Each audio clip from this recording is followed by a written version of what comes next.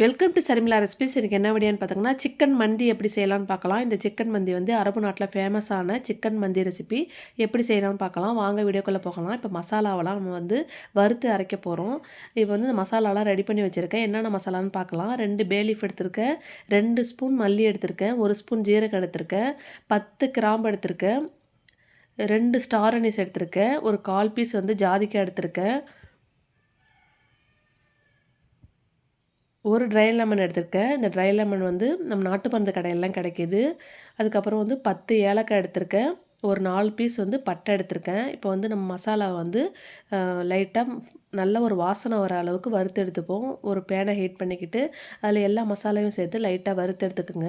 இப்போ எல்லா மசாலையும் சேர்க்கும்போது இந்த ட்ரை லெமனும் இந்த பே லீஃபையும் வந்து சேர்த்து நம்ம லைட்டாக வறுத்து எடுத்துக்கலாம். லைட்டாக வறுபட்டோன்னா இந்த பே லீஃபையும் ட்ரை லெமனை மட்டும் நம்ம வெளியே எடுத்துருவோம். மீதி மசாலாவை தான் நம்ம அரைக்க போகிறோம். நல்ல ஒரு வாசனை வர அளவுக்கு வறுத்து எடுத்துக்கோங்க. அதுக்கப்புறம் ஒரு க்ளீனான ஒரு மிக்ஸி ஜார் எடுத்து நம்ம வந்து அதில் வந்து எல்லா மசாலாவையும் சேர்த்து நம்ம அரைச்சி எடுத்துக்கலாம்.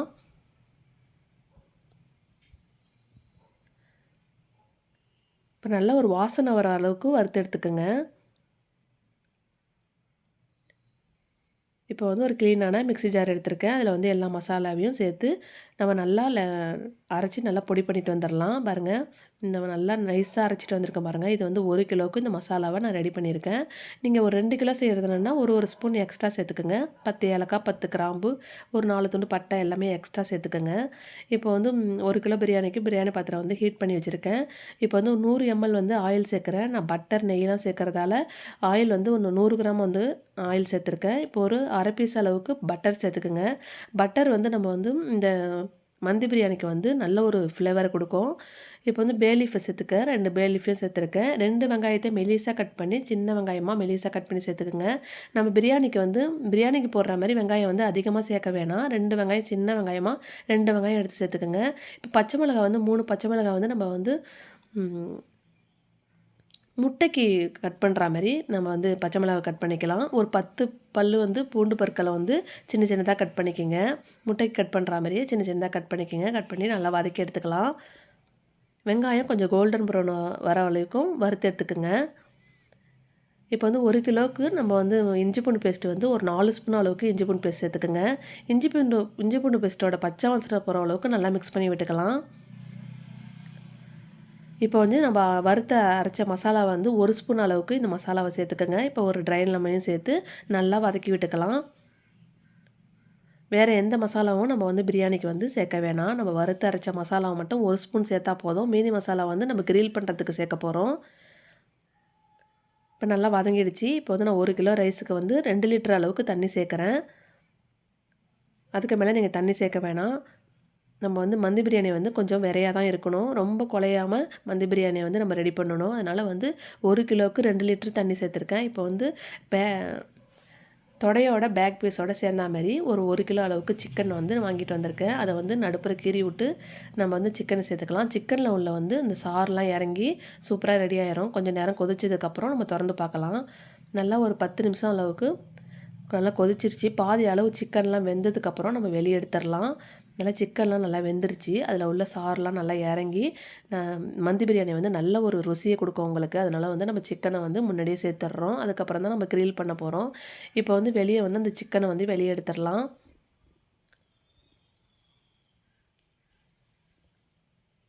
இப்போ எல்லா சிக்கன் பீஸும் வெளியே எடுத்துகிட்டு அதுக்கப்புறம் வந்து நம்ம ஊற வச்சுருந்தா ரைஸை சேர்க்க போகிறோம்.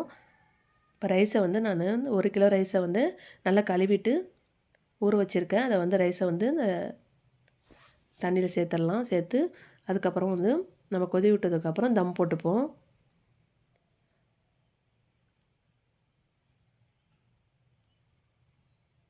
ரைஸ் சேர்த்ததுக்கப்புறம் உப்புலாம் சேர்த்துட்டு கரெக்டாக இருக்கான்னு பார்த்துட்டு மூடி வச்சுக்கோங்க. அதுக்கப்புறம் நம்ம வந்து கொதிச்சதுக்கப்புறம் தம் போட்டுக்கலாம். இப்போ வந்து கிரில் பண்ணுறதுக்கு ஒரு பிளேட்டில் வந்து நம்ம அரைச்சி வச்சுருந்த மசாலாவையும் சேர்த்துக்கோங்க. இப்போ 1 ஸ்பூன் இஞ்சி பூண்டு பேஸ்ட் சேர்த்துக்கோங்க. நான் கொஞ்சம் ஸ்பைஸியாக இருக்கணும்னு சொல்லிட்டு 1 ஸ்பூன் காஷ்மீர் மிளகாய்த்தூள் சேர்த்துருக்கேன். உங்களுக்கு வேணான்னா ஸ்கிப் பண்ணிடுங்க. அந்த மசாலாவே போதும். இப்போ ஒரு 2 ஸ்பூன் வந்து டொமேட்டோ சாஸ் சேர்த்துக்கிறேன். டொமேட்டோ சாஸ் சேர்த்துங்கன்னா உங்களுக்கு வந்து சிக்கன் வந்து நல்ல ஒரு ஜூஸியாக நல்ல ஒரு டேஸ்ட்டை கொடுக்கும். இப்போ 1 ஸ்பூன் அளவுக்கு சால்ட் சேர்த்துக்கிறேன். இப்போ ஒரு 2 ஸ்பூன் அளவுக்கு ஆயில் சேர்த்துக்கிறேன். இப்போ ஆயில் சேர்த்ததுக்கப்புறம் நம்ம நல்லா பெரட்டி விட்டுக்கலாம். நல்லா வந்து தண்ணியே சேர்க்காத அளவுக்கு நல்லா மசாலாவை வந்து நல்லா பெரட்டி பாருங்கள். நல்லா கட்டியாக இருக்குது பாருங்கள் மசாலா. இந்த ஸ்டேஜில் வந்து நம்ம வந்து சிக்கனில் தடவி விட்டுடலாம். இப்போ வந்து தம் போட்டிருந்த மந்தியை வந்து நான் திறந்து பார்க்குறேன். பாருங்கள் நல்லா ரைஸ்லாம் வந்து கொதித்து பாதி அளவு வெந்துருச்சு. இந்த ஸ்டேஜில் வந்து நான் தம் போட்டுறேன். கீழே வந்து பழைய தோசைக்கல்ல அடியில் போட்டு நான் வந்து தம் போட்டுட்டேன். இதுக்கப்புறம் எல்லா மசாலாவையும் வந்து நான் சிக்கனில் வந்து தடவி விட்டுட்டேன். நல்லா உள்ளே இறங்குற அளவுக்கு நல்லா கத்தியை வச்சு நல்லா வந்து சிக்கனில் வந்து நல்லா வந்து கோடு போட்டு விட்ருங்க. அப்போ தான் உங்களுக்கு மசாலாலாம் நல்லா உள்ளே இறங்கும். இப்போ நான் ஓடிஜியில் செய்கிறதால ஓடிஜியில் வந்து அந்த ட்ரேயில் வந்து நல்லா ஆயிலை தடவி எடுத்து வச்சுருக்கேன். கீழே ஒட்டாத அளவுக்கு ஆயில் தடவி வச்சுருக்கேன். உங்கள்கிட்ட வந்து அலுமினியம் ஃபாயில் பேப்பர் இருந்தால் அலுமினியம் ஃபாயில் பேப்பரை போட்டு மேலே தூக்கி சிக்கனை வச்சுக்கலாம். இப்போ சிக்கன் பீஸ் எல்லாம் எடுத்து நான் ட்ரேயில் செட் பண்ணி வச்சுட்டேன். இதுக்கப்புறம் ஓடிஜியில் வந்து 180 டிகிரி செல்சியஸில் 1 மணி நேரம் நம்ம வந்து ஓடிஜியில் வந்து சிக்கனை வந்து கிரில் பண்ணிக்க போகிறோம்.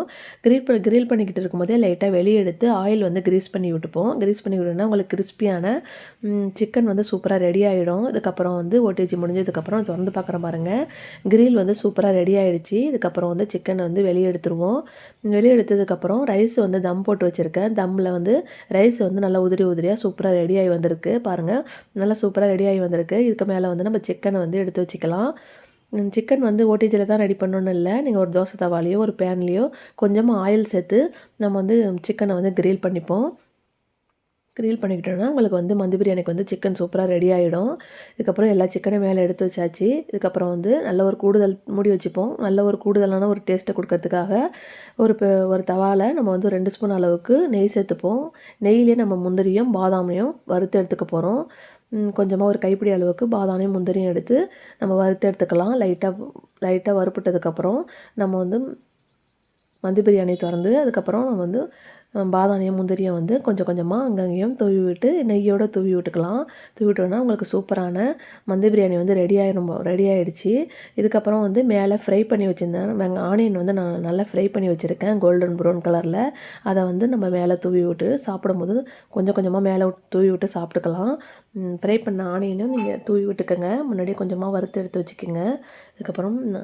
இதுக்கப்புறம் வந்து உங்களுக்கு வந்து ஸ்மோக்கி டேஸ்ட்டு வேணும்னா சின்ன ஒரு பவுலில் சார்கோல் வந்து ஹீட் பண்ணி கொஞ்சமாக நெய் ஊற்றி அதுக்கப்புறம் மூடி வச்சுட்டாங்கன்னா உங்களுக்கு ஸ்மோக்கி டேஸ்ட்டு உங்களுக்கு வந்துடும். நான் ஸ்மோக்கி டேஸ்ட்டு வேணான்னு சொல்லிவிட்டு நான் ஸ்மோக்கி டேஸ்ட்டு வந்து நான் ரெடி பண்ணலை. உங்களுக்கு வேணும்னா நீங்கள் ரெடி பண்ணிக்கோங்க.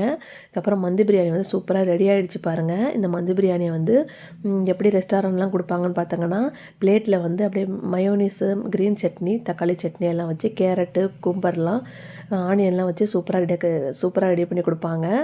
பாருங்கள் இந்த மந்தி பிரியாணி ரெசிப்பியை நீங்களும் உங்கள் வீட்டில் ட்ரை பண்ணி பாருங்கள். ட்ரை பண்ணி பார்த்துட்டு கமெண்டில் சொல்லுங்கள். இந்த வீடியோ பிடிச்சிருந்தா லைக் பண்ணுங்கள், ஷேர் பண்ணுங்கள். மறக்காமல் நம்ம சரிமிலா ரெசிபி சப்ஸ்கிரைப் பண்ணுங்கள். பக்கத்தில் இருக்க பெல் ஐக்கானும் ப்ரெஸ் பண்ணிக்கோங்க. அப்போ தான் நம்ம எப்பப்போலாம் ஒரு வீடியோ போடுறோமோ உங்களுக்கு நோட்டிஃபிகேஷன்லாம் காட்டும். உங்கள் ஃப்ரெண்ட்ஸ் அண்ட் சர்க்கிளில் நிறைய ஷேர் பண்ணிக்கோங்க. அடுத்த ஒரு இன்ட்ரெஸ்டான வீடியோவில் சந்திக்கலாம். அது வரைக்கும் தேங்க்ஸ் ஃபார் வாட்சிங். தேங்க்யூ.